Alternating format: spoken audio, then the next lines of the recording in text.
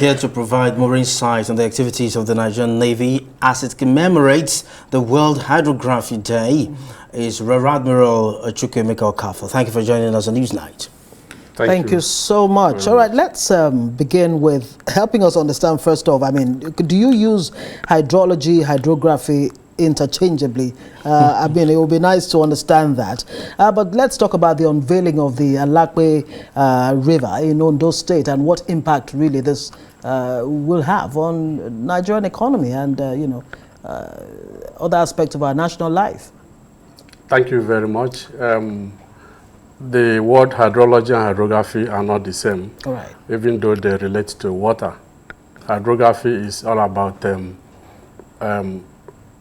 surveying the water bodies and capturing some data that will be used for production of charts and other products that are used for maritime activities, while hydrology has to do with the water itself. Great. Now, back to River Alape.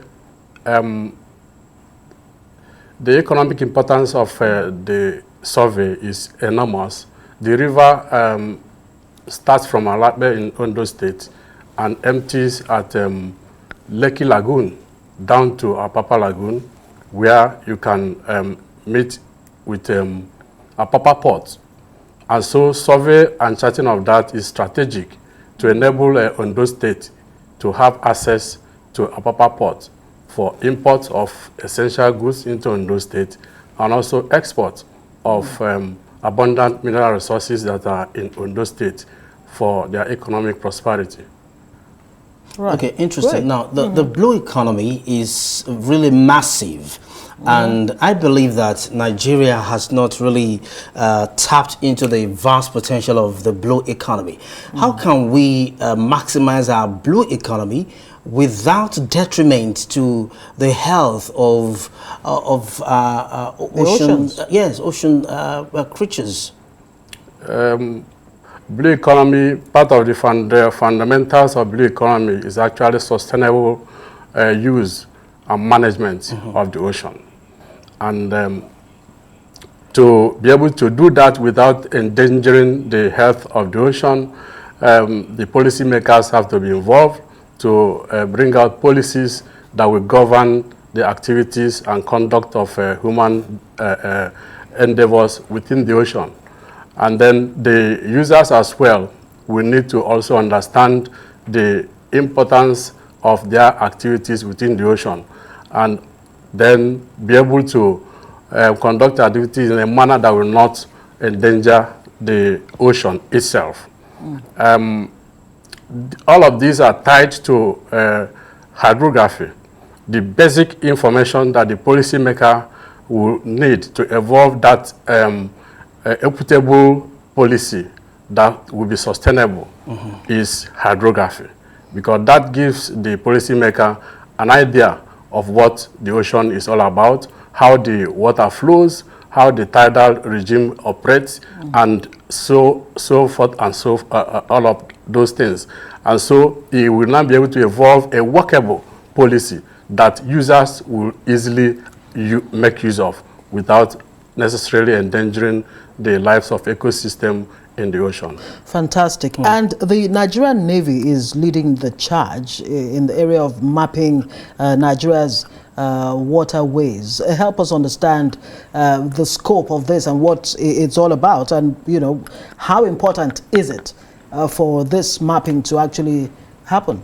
Statutorily, Nigerian Navy is charged with the responsibility of surveying and coordinating all survey activities within Nigerian waters, and also production of nautical products that mariners use to conduct the activities within the waters. And Navy has done quite a lot in that regard. It was not until 2019 that the Navy was able to produce the first chart, navigational chart that can be recognized internationally for navigation in Nigeria. And from that 2019 to date, more than 25 charts have been produced, 25 paper charts and over 30 electronic navigational charts have been produced. For instance, the Lagos Harbor chart of today has replaced the former British chart that was used for navigation in that area. Nigerian chart has replaced that of the UKHO that was originally used for that navigation there. The Tinkan Island towards the Krikiri is also charted and is being used by mariners.